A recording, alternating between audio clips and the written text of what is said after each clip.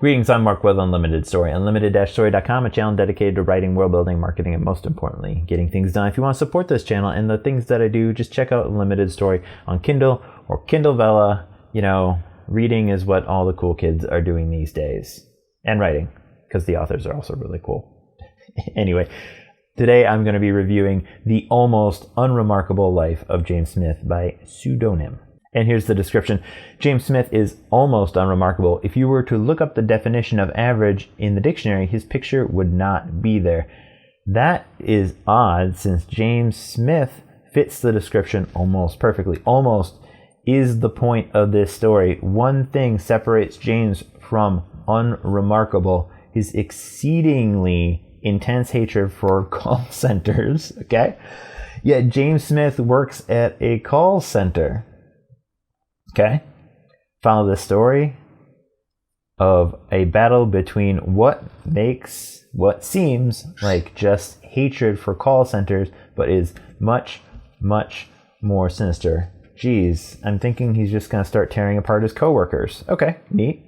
What's our tag? Sinister, suspense, mystery, action, thriller, murder, and psychology. And I've had this story on my list for a while. And I know the graphics changed a few times. This one is way creepier than the others. So, all right, well, let's see what's going to happen now.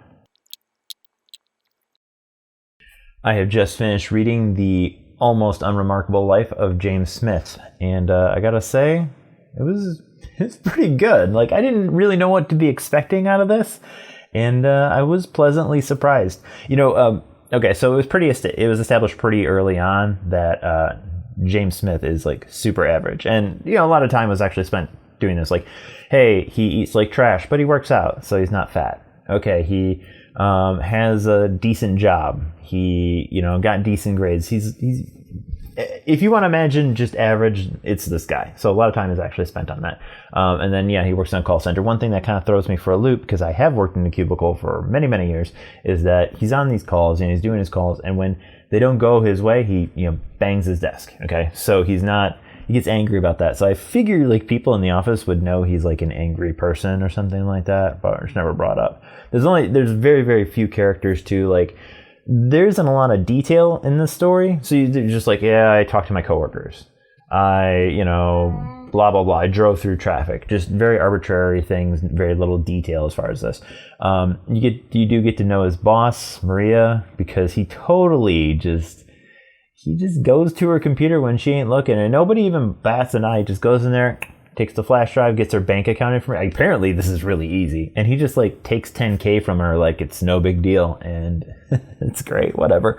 His boss doesn't seem like the kind of person I would like anyway. So it's established pretty early on. There's a talking head. So he's like schizo and such. So this guy pops pills like candy, but apparently they're not the right ones. So, and his little like schizo mind too is actually kind of helpful. He's like, hey, blah, blah, blah. Did you know you killed somebody? And then James is like, what? I didn't kill nobody. So one thing that threw me for a loop is that his mind person, right, his little alternate ego, calls him Jamie. I thought Jamie was somebody else, so that was my bad. I had to reread that little part. Oh, and then eventually as his like psycho mind starts getting more power. So there's a little bit of explanation. I actually don't want to go into it because I'd rather people read it and kind of learn about it. But he gets a little bit more powerful throughout these episodes, and then he gets a name, and it's James backwards. So I call it Samj or Samaj. I'm just going to call him Sam because it seems easier to say. So anyway, Sam is a little crazy, and now apparently he's capable of killing people, I guess. So what I find to be really interesting is Sam is mailing himself packages with newspaper clippings and stuff saying, hey, look at this dead person. Wonder why that happened. So him and Sam they're arguing quite a bit. And Sam's even like, well, if you don't like it, why don't you just go to a psychiatric, whatever, somebody who will give you some drugs and they can make me go away. So eventually he does, James does, and then it really doesn't matter. So apparently this guy only kills like top performers at call centers. And that's why he's called the phone call center, not something foam killer. Anyway, so he's only killing top performers of these call centers, which seems super weird. But anyway, where the story actually takes a turn is our main character, James, not Jason. He talks to a few people, and eventually he meets up with this guy who's a publisher, which is kind of weird to me because you have to get it like not an editor. You need to get like somebody who will represent you before you can go directly to a publisher. But I guess this guy just skips that stage and goes straight to a publisher. So he meets this publisher guy, and the publisher guy sees his manuscript and is like, "Dude, it's great, blah blah blah blah blah," and they kind of skip ahead. So anyway, this guy's like, "Oh, my life's gonna be great," and there's like this tiny hint. There's this tiny hint where Sam's like, we could kill him. So the whole time in my mind, I'm like, oh my God, this guy's totally dying. He's totally dying. And you know what? That is exactly what happened. So the end of episode 3 is like, he went out and killed that Nathan. Nathan was the guy's name, the publisher guy. So I gotta admit, I was kind of, I don't want to say I was surprised because I was hoping for it.